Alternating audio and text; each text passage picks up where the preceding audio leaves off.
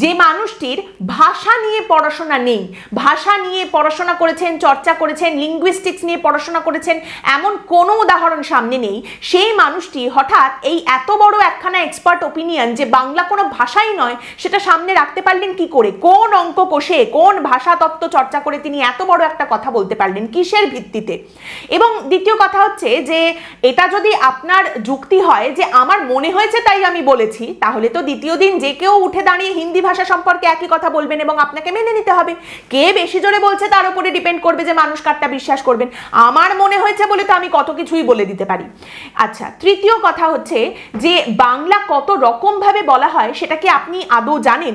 কে নুন বলছে আর কে লবণ বলছে তার উপর ভিত্তি করে আপনি বাংলা ভাষার বিচার করতে বসেছেন? যদি হিন্দি ভাষা দিয়ে বোঝাতে হয়, উত্তরপ্রদেশে যে হিন্দি বলা হয় আর মধ্যপ্রদেশে যে হিন্দি বলা হয় তার মধ্যে পার্থক্য রয়েছে, কিন্তু বলার ধরনে পার্থক্য থাকলেও অবয়বটা তো হিন্দির। একইভাবে বাংলা যেভাবেই বলা হোক না কেন, ভাষাটা তো বাংলা, তার অবয়ব তো বাংলা, অ আ ক খ দিয়েই তো সেটা তৈরি হচ্ছে।